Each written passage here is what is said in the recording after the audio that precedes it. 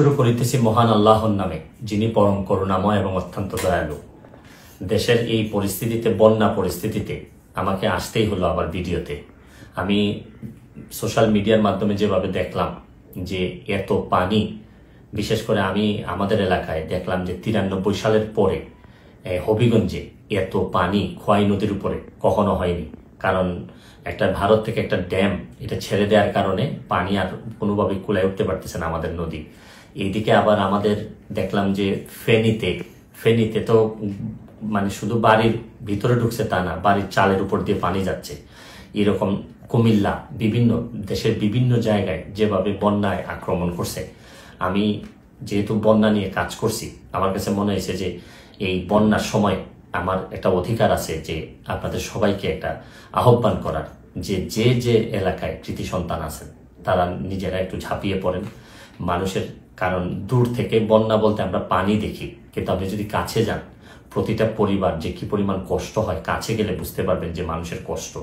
আমরা তো এমনি শুধু থই পানি দেখি, কিন্তু ভিতরে গেলে বোঝা যায় মানুষের খাবারের অভাব হয়, মানুষের পয় নিষ্কাশন ব্যবস্থার অভাব হয়, মানুষের স্যালাইন লাগে। সামান্য একটা স্যালাইন নিয়ে যেতে পারলেও অনেক বড় উপকার হয়।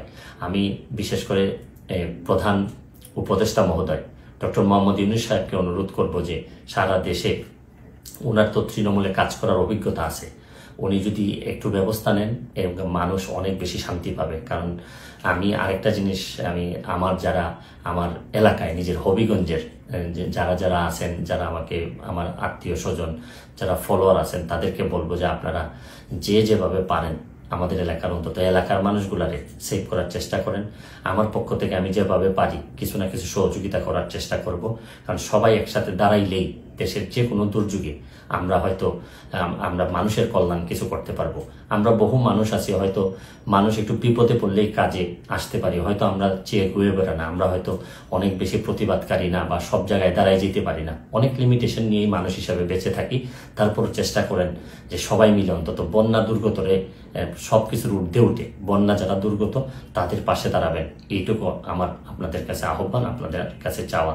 তারপর আমি একটা জিনিস বলি যে খুব খারাপ, এখনো আমাদের এলাকায় নদী ভাঙ্গন দেখা দেয়নি, নদীর চারদিকে পানি পড়তেছে। যদি ভাঙ্গন দেখা দেয়, খুবই খারাপ অবস্থা হয়, তাহলে আমার আপনারা নিশ্চিত থাকতে পারেন আমি যেভাবেই হোক সশরীরে আপনাদের মাঝে হাজির হব। আমি চেষ্টা করবো আমার সর্বস্ব দিয়ে যাদের জন্য আমি শপথ নিয়েছিলাম তাদের পাশে দাঁড়ানোর। ভালো থাকবেন, সুস্থ থাকবেন।